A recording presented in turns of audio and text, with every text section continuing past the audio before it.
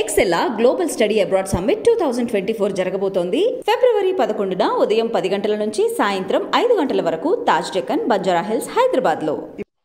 నమస్తే, welcome to I dreams. నేను మీ Madhuri. TDP అధినేత చంద్రబాబు నాయుడు వెళ్లి అమిత్ షాని కలవటం జరిగింది.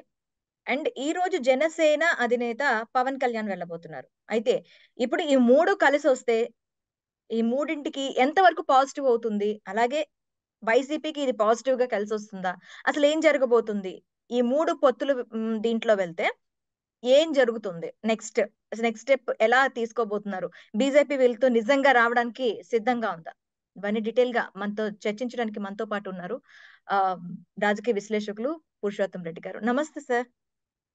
నమస్తే అండి. పురుషోత్తం రెడ్డి గారు, నిన్న బీజేపీ అధిష్టానం నుంచి కాల్ వచ్చింది, చంద్రబాబు నాయుడు గారు వెళ్ళటం జరిగింది. అండ్ ఇప్పుడు ఈ రోజు పవన్ కళ్యాణ్ గారు కూడా వెళ్ళటం జరుగుతుంది అని చెప్పి వార్తలు వస్తున్నాయి.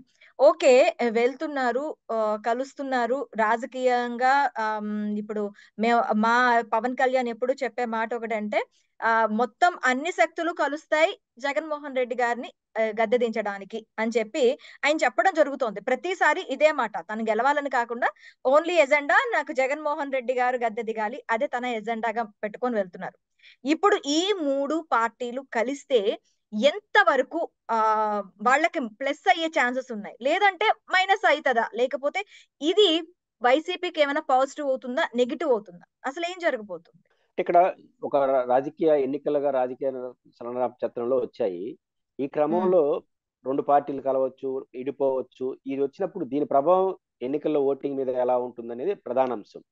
ఇక్కడ జనరల్ గా ఏమనుకుంటారంటే, మ్యాథమెటిక్స్ లో 2+2 4, 4+4 8, ఇది మ్యాథమెటిక్స్ లెక్క. రాజకీయాల్లో ఈ మ్యాథమెటిక్స్ చెల్లదు. రాజకీయాల్లో ఒక పార్టీ ఇంకో పార్టీ కలిసిపోతే ఆ పార్టీకి ఉన్న 10% ఓట్లు, ఈ పార్టీకి 4%, అంత 14% అయిపోతుంది. ఇప్పుడు తెలుగుదేశానికి 40%, జనసేనకు 6%, బీజేపీకి 1% అనుకుంటే 40+6 46, 46+1 47, ఇట్ట కావు. ఆ మ్యాథమెటిక్స్ వేరు, ఈ మ్యాథమెటిక్స్ వేరు. రాజకీయాల్లో కలిసి పోటీ చేస్తే అడ్వాంటేజ్ గా మారుతుంది, లేదా డిసడ్వాంటేజ్ గా మారుతుంది. కేవలం లెక్కలే సరిపోవు. కాబట్టి ఈ మ్యాథమెటిక్స్ కి, ఈ పొలిటికల్ మ్యాథమెటిక్స్ తేడా ఉంటుంది. అయితే ఇప్పుడు జనసేన, తెలుగుదేశం, బీజేపీ కలిస్తే ఏమవచ్చు, ఓటింగ్ శాతంలో ఏమైనా మార్పులు చేర్పులు ఉండొచ్చా అనేది ప్రధానమైన చర్చ నడుస్తుంది.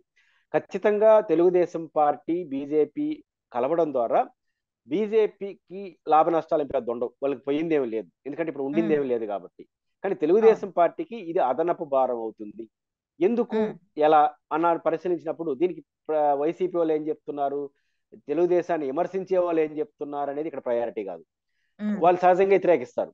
కానీ ఈరోజు ఆంధ్రజ్యోతి పత్రికలో ఒక వార్త వచ్చింది.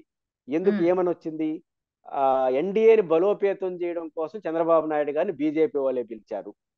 లేదా నిన్నటి నుంచి ఆ ఛానల్స్ ఏం మాట్లాడుతున్నాయి అంటే, తెలుగుదేశం విశ్వసించదగ్గ ఛానల్స్ ఏం మాట్లాడుతున్నాయి, చంద్రబాబు నాయుడు గారు వాళ్ళే పిలిచారు అంటే ఇక్కడ ఒక డిఫెన్స్ కనపడుతుంది. అంటే ఇక్కడ అఫెన్స్ లాగా అనిపిస్తుంది పైకి, ఏమని వాళ్ళు పిలిస్తే చంద్రబాబు పోయినాడు అనేది అఫెన్స్.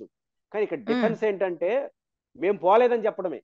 అంటే తెలుగుదేశం పార్టీ ఆనందంగా పోవాల్సిన చంద్రబాబు నాయుడు వాళ్ళు పిలిస్తే ఎందుకు పోవాల్సి వచ్చింది, వాళ్ళు బలోపేతం తమరెందుకు పోవాలి అంటే అర్థం ఏమిటంటే అయిష్టత.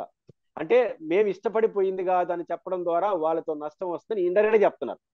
అంటే బీజేపీ పట్ల ప్రజల్లో ఉన్న వ్యతిరేకతను ఎందుకు పోయినారు మీరు బీజేపీ అంటే, వాళ్ళు పిలిచినారు కాబట్టి పోయినాం, వాళ్ళు ఆహ్వానించారు కాబట్టి పోయినాం అంటే అర్థం ఏమిటి, ఒక పార్టీతో పొత్తు పెట్టుకున్నప్పుడు ఆనందంగా పొత్తు పెట్టుకోవాలి.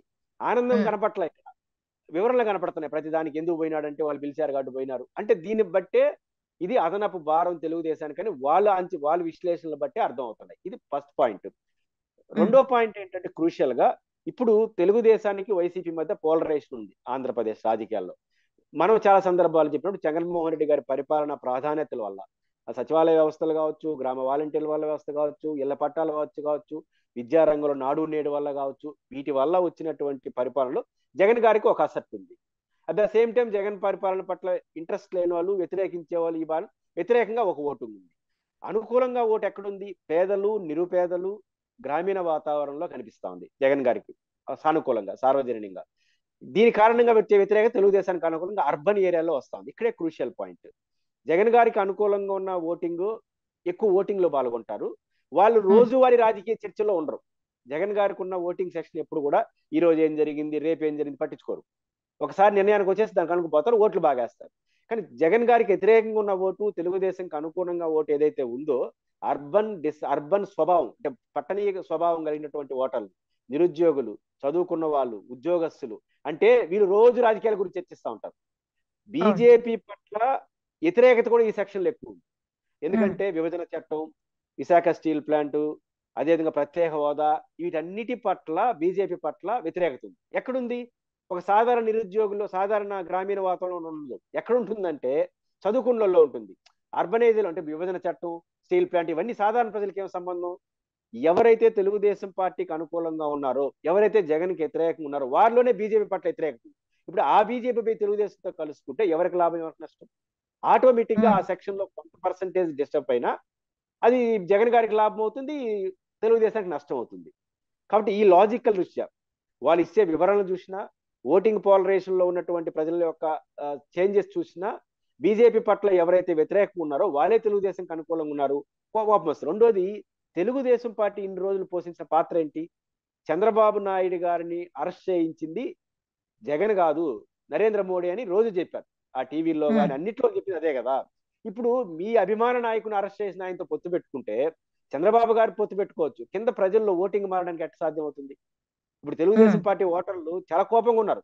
వాళ్ళు నమ్ముతున్నారు నరేంద్ర మోడీయే జగన్ చెప్పి అరెస్ట్ చేయించారని నమ్ముతున్నారు. దాని ప్రభావం మనకు రేవంత్ రెడ్డి ఎన్నికల్లో కనపడింది. రేపు బీజేపీతో పొత్తు పెట్టుకుని ఆడ కబలం గుర్తొస్తే వాళ్ళు చంద్రబాబుని అరెస్టే గుర్తొస్తుంది వాళ్ళకి. అప్పుడు వాళ్ళు పోయి వైసీపీకి వెళ్ళిపోవచ్చు, కానీ ఏ నోటాకో ఏ కాంగ్రెస్ కు లేదా ఇంట్లో పనుకుంటారు. అంటే లేకపోతే రెండుగా మారుస్తారు. నోటాకి కాంగ్రెస్ కి వేస్తారు అనుకుని మనం మాట్లాడుకునేటప్పుడు ఇక్కడ ఇంకొక కీలక అంశం, ఇప్పుడు బీజేపీతో పొత్తుకు వెళ్ళకపోతే వామపక్షాలతో నడుస్తామని టీడీపీ అంటుంది. ఇప్పుడు బీజేపీతో కలిసి నడిస్తే వామపక్షాలు ఎటుండే ఛాన్సెస్ ఉంటాయంటారు?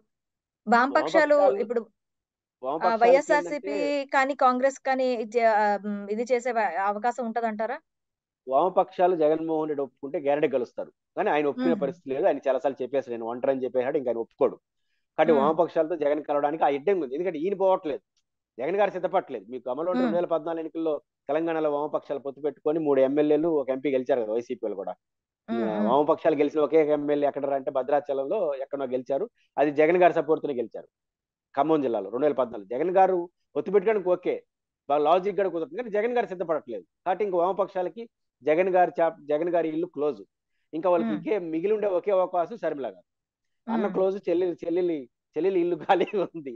కాబట్టి షర్మిల గారి దగ్గరికి వెళ్లాల్సి వస్తుంది. కాంగ్రెస్ కూడా వాళ్ళ సహజ మిత్రులే, ఎందుకంటే కాంగ్రెస్ ఏమి ఇప్పుడు బలమైన పార్టీ కాదు కదా. సిపిఐ, నేను అనుకుంటుంది సిపిఐ, సిపిఎం, కాంగ్రెస్ ఒకటి కావచ్చు, వైసీపీ ఒకటి ఉంటుంది, జనసేన, బీజేపీ, తెలుగుదేశం ఉంటుంది. 3 కూటములుగా ఉంటాయి. దీంట్లో ఈ 2 బలమైన కూటములు వాళ్ళు బలహీనతారు. కాకపోతే ఇన్ని రోజుల పాటు సిపిఐ, సిపిఎం, కాంగ్రెస్ జగన్ ఎక్కువ తిట్టారు. ఇంకా రేపటి నుంచి చంద్రబాబు నాయుడు తిట్టారు. జగన్ గారిని ఒక మాట అంటారు, ఈ 4 మాటలు అంటారు. ఇది అదనంగా మారే అవకాశాలు ఉంటాయి. కాబట్టి ఈ పోలరైజేషన్ ఈ మార్పు ఉండొచ్చు. Okay sir, thank you very much.